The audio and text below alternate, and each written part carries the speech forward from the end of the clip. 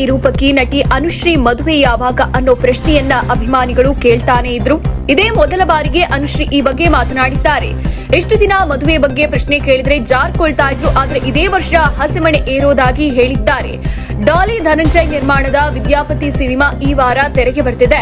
ನಾಗಭೂಷಣ್ ಹಾಗೂ ಮಲೈಕಾ ವಸುಪಾಲ್ ಚಿತ್ರದಲ್ಲಿ ನಟಿಸಿದ್ದಾರೆ. ಚಿತ್ರದ ಪ್ರಚಾರದ ಭಾಗವಾಗಿ ಅನುಶ್ರೀ ಜೊತೆ ಇನ್ನು ಇನ್ಸ್ಟಾಗ್ರಾಂನಲ್ಲಿ ಮಾತನಾಡಿದ್ದಾರೆ. ಈ ವೇಳೆ ಅನುಶ್ರೀ ಮದುವೆ ಬಗ್ಗೆ ಪ್ರಶ್ನೆ ಎದುರಾಗಿದೆ, ಆದ್ರೆ ನುಣುಚಿಕೊಳ್ಳದೆ ನೇರವಾಗಿ ಮಾತನಾಡಿದ್ದಾರೆ.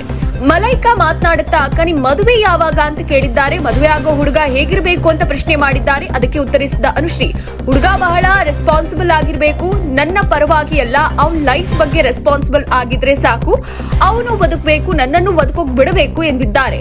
ಈ ವರ್ಷ ನನ್ನ ಮದುವೆ ಗ್ಯಾರಂಟಿ ಅಂತ ಅನುಶ್ರೀ ಹೇಳಿರೋದು ವೈರಲ್ ಆಗ್ತಿದೆ.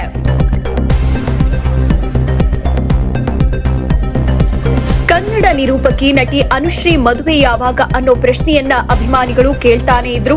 ಇದೇ ಮೊದಲ ಬಾರಿಗೆ ಅನುಶ್ರೀ ಈ ಬಗ್ಗೆ ಮಾತನಾಡಿದ್ದಾರೆ. ಎಷ್ಟು ದಿನ ಮದುವೆ ಬಗ್ಗೆ ಪ್ರಶ್ನೆ ಕೇಳಿದ್ರೆ ಜಾರ್ಕೊಳ್ತಾ ಇದ್ರು, ಆದ್ರೆ ಇದೇ ವರ್ಷ ಹಸೆಮಣೆ ಏರೋದಾಗಿ ಹೇಳಿದ್ದಾರೆ. ಡಾಲಿ ಧನಂಜಯ್ ನಿರ್ಮಾಣದ ವಿದ್ಯಾಪತಿ ಸಿನಿಮಾ ಈ ವಾರ ತೆರೆಗೆ ಬರ್ತಿದೆ.